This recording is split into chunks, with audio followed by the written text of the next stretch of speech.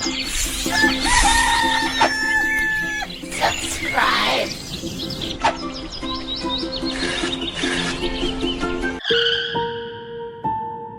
Melanggar kode etik, akun Anda dibekukan. Aduh, dalam waktu 1 minggu, harap lebih mematuhi aturan kode etik. Aduh, ya Allah, astagfirullah. Pasti dikasih bintang 1 nih sama customer tadi.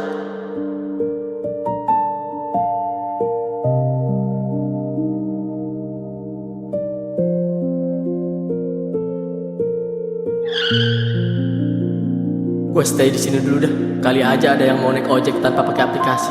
Lumayan kan bisa ada yang bisa dibawa pulang.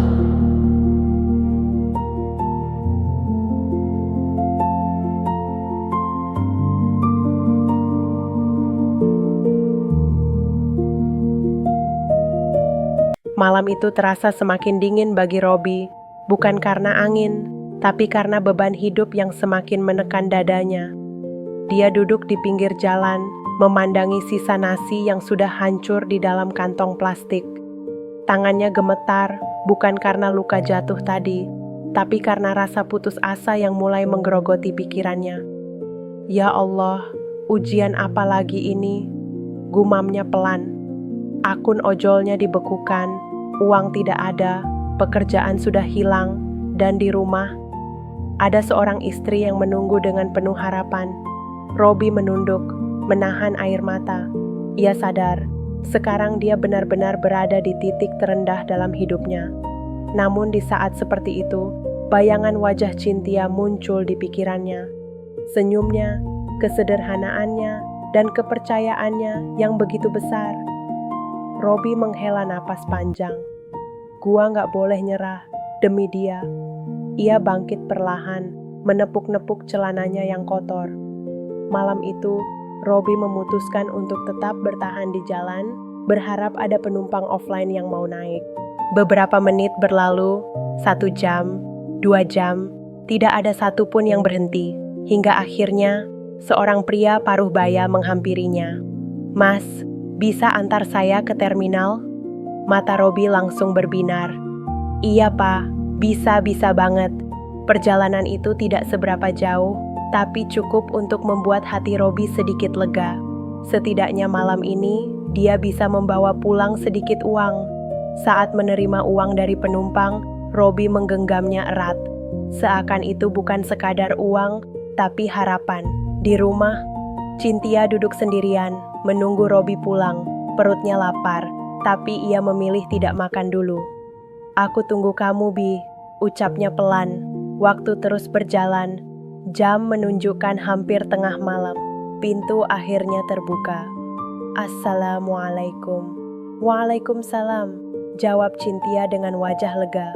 Robi tersenyum, tapi terlihat lelah. Kamu belum tidur? Belum, nunggu kamu. Robi terdiam sejenak. Ada rasa bersalah yang begitu besar di hatinya. Udah makan belum? Tanya Robi.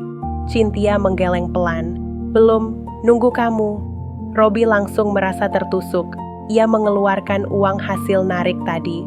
Besok kita beli beras ya. Cynthia tersenyum hangat. Iya Bi.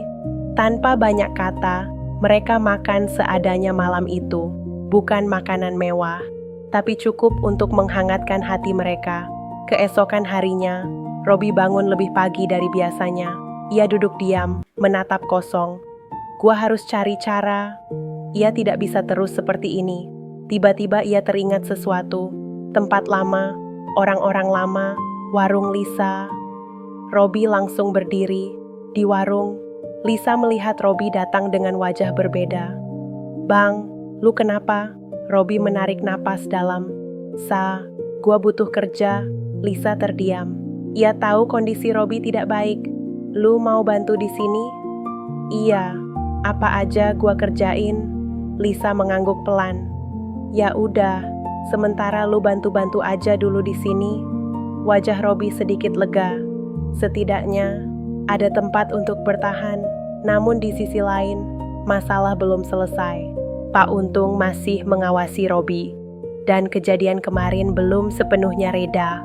Belum lagi konflik dengan anak SMK seberang yang masih menggantung. Dan yang paling berat, kebohongan Robi kepada Cynthia. Malam itu, Robi kembali ke rumah dengan tubuh lelah. Cynthia menyambutnya seperti biasa, dengan senyum, tanpa curiga sedikit pun. "Capek ya, Bi?" "Iya, semangat ya, aku bangga sama kamu."